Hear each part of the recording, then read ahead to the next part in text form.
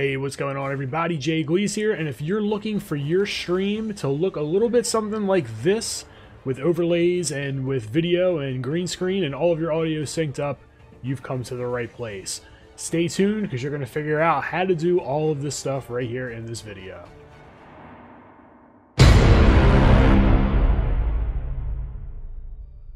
Alright, so the first thing we're going to do is take a look at the settings that I use. So I go into general, everything stays the same. I like the dark setting. You can change this to light if you would like. Stream, this is where your stream is going to go to. So whatever you're going to capture, where is it sending it off to? For me, I have mine set to Twitch currently. You can stream to any streaming service from here. It could be YouTube, it could be Mixer, it could be Stream Me. Any of those will work.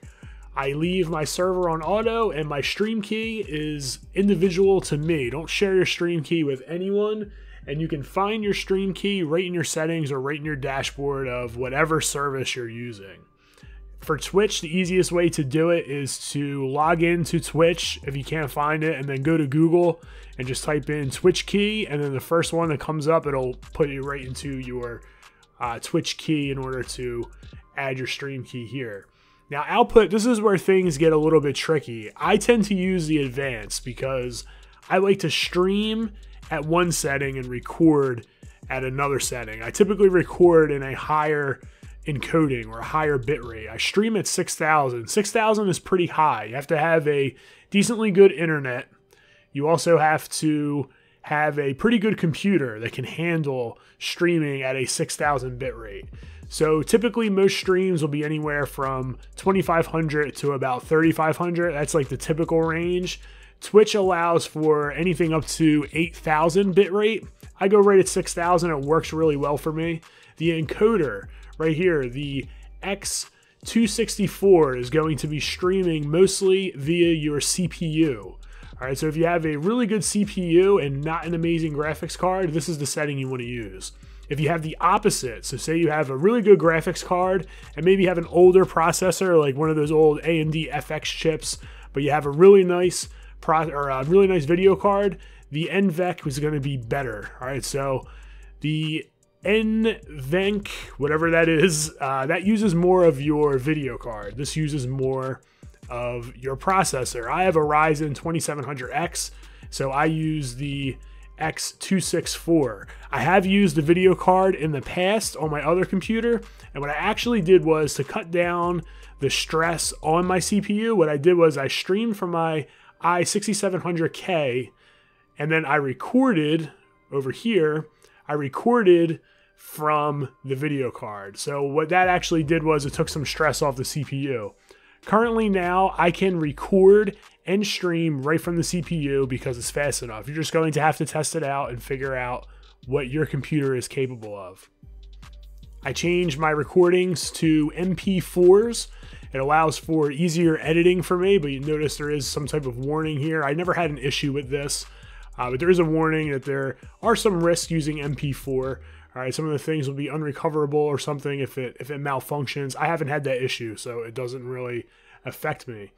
Also, I make sure that I stream and record with a CBR or constant bitrate. I record at 14,000 bitrate, so that allows me to record and edit and capture to post to YouTube at a much higher bitrate.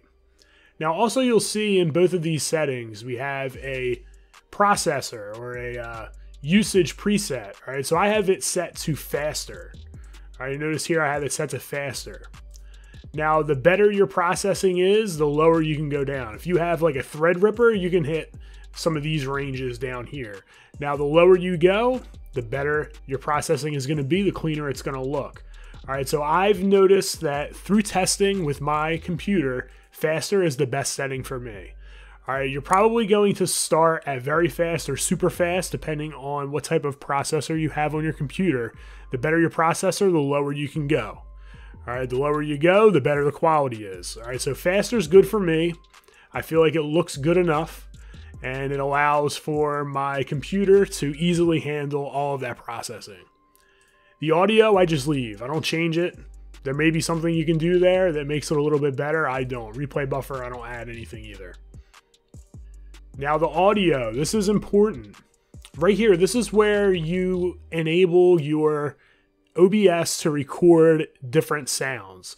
So my mic is always checked off as the Yeti. I use a Yeti microphone. Make sure that's clicked off before you begin streaming. If nothing is clicked off and it's disabled, they won't be able to hear you. So this is very important.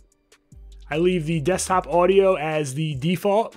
Now you can add an extra line of desktop audio, and you can do that to add different or multiple tracks if you would like to do so. Typically with Skype, you can do that. You can add your Skype line into the desktop audio right here as a separate line coming in, which I've done before, or you can just capture it right from your default if you set Skype to audio output at your default. If you want to send your Skype audio somewhere else to have it on the stream, so you'd have to do that in your Skype settings or your Discord settings as well. You can send it to a different spot, and then you just click off where you want or where you sent that to, and then it'll play through your stream that way.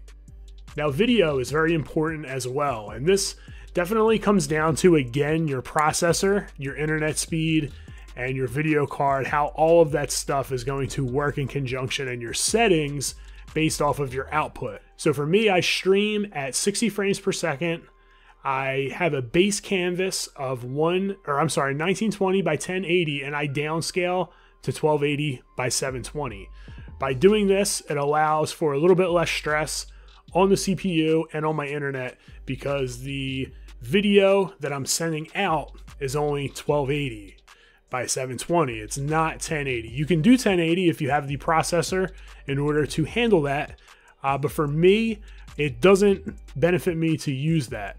For you, it might. You may have a better CPU, but I find with recording and streaming at the same time, it makes it difficult for my processor to handle 1920 by 1080. If I'm just streaming and I'm not recording at the same time, 1080 is a breeze. The recording and streaming at the same time is going to tax your computer a lot more. All right, so keep that in mind as well. But these are my settings that I use. The downscale filter just changes the amount of samples and slightly changes how the video looks. The further down you go, the samples increase. All right, right here, I just go with the middle tier of the group, and that's it. Your hotkeys, you can make them anything you want. If you want to start streaming with one button, you can change them. I don't use hotkeys, I just use my mouse. You can change them if you want. I choose not to. And the advanced, I just leave the same. So everything is the same. And those are all the settings that I use for OBS. All right, so the next thing we're gonna do is set up our entire stream. Now, I do use streamlabs.com. I suggest using it and implementing some of the features from Streamlabs into your OBS. Now, what we're gonna do is we're gonna add a video capture device. And the video capture device is the gameplay. We have it going through an Elgato HD60 capture card, and the USB is running to my computer. Now, if you're streaming a PC game, all you have to do is add and go to game capture, and then there's a drop down box where you select the window for the game, and your gameplay will display right in the middle of your screen, and you can size it and do whatever you need to do to it. But for console gaming, you're gonna need an external capture card. So what we're gonna do is we're gonna go down to video capture device, and we're going to rename it Elgato. All right, you can change the name whenever you would like. We're gonna go down to our Elgato game capture.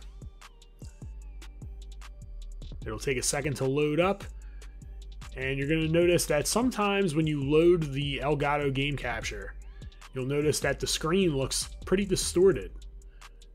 All right, so what we're going to do is we're going to go down to custom to change the resolution. And we're going to just type 1. It's going to be 1920 by 1080 automatically will be put in. And we're going to click OK. All right, now our gameplay is going to be displayed right here as soon as the Elgato loads. Boom, there it is. We're good to go. Now we're going to add an overlay. So the way we're going to do that, we have to have an image of an overlay already saved. So we're going to go to image.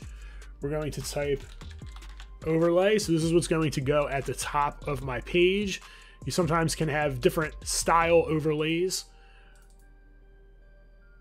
But what I'm going to do is add my overlay from my satchel of different overlays. All right, boom, there we go. We have the overlay set. All right, it goes in as a graphic. The background's transparent. The top obviously is not, and it is a 1080 file, so it fits perfectly. Now you notice with Injustice, it's a little bit big, so it comes down and covers some of the text. So if you ever want to change, all you have to do is grab this and shrink it up. All right, and it stays in its aspect ratio, and then just move it to center it. All right, so we're centered. Now we're good to go. All right, next we're going to add text. So you saw that I had text to show the different numbers for the set. So all you have to do is go down the text. You can leave it, you know, whatever you want. If you want to add text, it's very easy. You just add text. You can change the font. You can change the size, all of that right here. Once you're done, you just click OK, and notice right here I have text. All right, so if I had like a block here to list the number of which, you know, whatever the set is, if it's 4 to 2 or 3 to 2, I can just change the numbers accordingly. It'll display right on the screen. If I want to make it bigger, again, it'll be bigger. If I change the font, I can also do this. All right, make it bigger. But you notice if I don't change the font, it gets blurry. I should say if I don't change the font size, it gets blurry when I expand it. So make sure you change the font size. That's how you add text. Very easy, very simple. You can even add filters to it and make it scroll. So if I go add and I go scroll, so then I can make it scroll, you know, depending on what speed I wanted to move at. And then once I do that, it's really, really fast, but you can see I can make it move. All right, so that's how people get the scrolling text at the bottom for like followers and things like that. They just make the text move with filters. And you can use filters on everything. You can change the delay, or I should say you can increase the delay at which the gameplay comes out. You can increase the delay in your webcam. You can do all that stuff, and we'll get to that in a second. So we're going to remove this text. All right, so the next thing we're going to do is add our webcam and green screen. So we're going to go to video capture device. Now, when you look at this as it comes up, it's not going to be in sync with my mouth, all right, because I'm screen capturing. So it's going to look different as far as the audio that's coming out of my mouth. You can see that it's like real blue. Sometimes OBS like screws up the color. So we're going to change our settings here. We're going to increase that. That's what usually happens. You can see it does this. We'll move this down a little bit. All right, cool. We're good to go. So let's just go OK. So I want to put myself down in the bottom. You can see that I have areas that are not covered by the green screen. So if I hold the Alt button, I can drag this in and cut it. All right, so that's being cut. Everything else looks pretty good. I can drag this down. All right, so this is about where I want to be. All right, so what we're going to do here is we're going to go filters, and we're going to add chroma key. And it's already set for green. Now I can increase this, and that'll make sure that the green screen is eliminated. All right, close. And you can notice that now the green screen, you know, caused the background to be eliminated, and I'm here, I'm good to go. All right, I'm ready to stream. Now, depending on the capture card that you have, you're going to have to change the audio settings, and this is very important. So you can see right here, we have all of our different lines of audio. So we have our video capture device, which is our webcam. We're gonna put our webcam to 0 because we don't wanna double up our audio. So we don't want our webcam taking our audio and our mic. It's gonna create an echo, it's gonna sound like trash. So you wanna balance your Elgato, and typically it's gonna be lower. I usually have my Elgato at about 38. My mic is up to 151, so it's above most of the audio here. So my voice is going to be the loudest, so you can hear me talk. My desktop audio is pretty low at 27. That's gonna be good for notifications and things that pop up on the screen.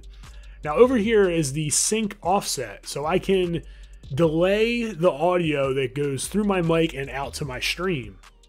The reason why I have it set to 1200 is because that's the offset based off of the capture card. So my capture card to the screen is delayed. All right, so when I look at the game on the screen that I'm playing on, it's perfect. All right, there's no delay.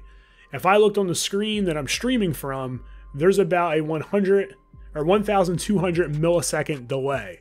All right, now also your video feed for your game and your video feed for your webcam is not typically going to be in sync with stock settings. So I know to get my voice synced up with my gameplay, I need a 1200 mic offset for my Elgato microphone. Now every microphone is going to be different. All of your capture cards are going to be slightly different. If you have the HD60S, you need no delay because that uses a USB 3.0. All right, I don't have the HD60S. I have the regular HD60, so I have a bit of a delay because that uses USB 2.0. All right, so now that that's set, I have to also change my webcam. So I'm going to go here and I'm going to go filters. I'm going to go to this portion up here and I'm going to add a video delay for here. Now I know that there's a difference of 200 between my microphone and my webcam. So what works for me here is a 1000 delay. All right, so that's going to sync up my microphone with my webcam. Now for every webcam and every microphone, it's going to be different. So you're going to have to go in and test. I wouldn't suggest testing while you're streaming. I would go into record and just record small snippets and try to sync your audio up and then write all that stuff down. Understand what delays you have to have for each of your settings in order to sync everything up properly. That's very, very important. Another thing that I want to go over here is adding a filter to your mic. I add a noise suppression of -7. All right, -7 for me works out pretty well. What it does is it cuts out the sound from my computer and the fans that are blowing. My computer's not extremely loud, but you can hear it on the stream. So adding a noise suppression, so you just go into the filters, right click, add, and you just go noise suppression. I put it at -7. The further this way that you take this, it's going to sound like you're talking into like a tin can. So you want to be very conservative as far as the suppression level that you add. All right, so that's another thing that I do in order to allow for good audio when I'm streaming. All right, so the next thing that we're going to do is we're going to add alerts. Now, this is what you add when people follow you and things pop up where they send bits or they subscribe or anything like that. So you're going to go to browser. All right, you're going to add the browser and you have to find the URL for your particular alert. Now, you can add all of your alerts on streamlabs.com. That's what I use. Go down the left side to the widgets section and then just click alert box. Now down at the bottom of this section, you have all of your different alerts. You can change your follower alert. All right, this is mine here. I got the little dancing GIF. You just add them, all right, based off of the links. You can change the media, do all that stuff here, change the volume, all of that, all these settings. You can play around with them, make them what you want. But the most important thing is to make sure that you get the proper address. So we're going to go up to the top and snag that up. So right here in this section is the widget URL. You're just going to click copy, and then you would just paste that URL right here and then click OK. All right, so I have mine clicked right here. So it's transparent, so you can't see it unless it's activated. So what we're going to do is we're going to go down and we're going to activate it just to give you an example so you can see what it looks like. Booyah. All right, it's right there. All right, so that's the follow. You can change it again, you can shrink it, you can make it bigger, you can move it around wherever you want to move it. All right, but that's up to you. You also have a chat box you can add in the widgets section. So if you go down to chat box, you add that the same way. Just go to your browser, copy and paste, edit it accordingly, and you're good to go. So once you have everything set, you can move these like layers, top and bottom. So if I wanted to take something that's up top and move it behind, so I can move it behind my Elgato, it disappears. All right, so I can do that. I can also click this button here and make something disappear this way. All right, in and out. Notice it takes a minute for the webcam to load back up. And what we're going to do now is I'm going to record using my OBS software and show you what everything looks like. All right, so we're going to test some things out. We're going to test a follower, and we can see that works. Test subscription.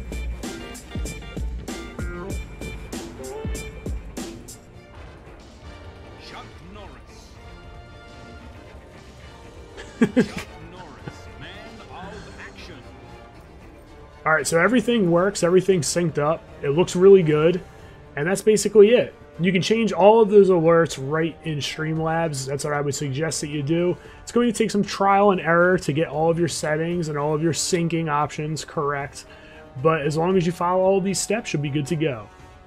So if you enjoyed this video, be sure to click that subscribe button. Don't forget to click the bell so you get notified for future content that I make and post to the channel. Also, if you have any questions on any of the settings for OBS or streaming or YouTube, just leave them down below and I'll be happy to answer them. So that's it. It's Gleez signing out. Thanks for checking in and continue to game strong.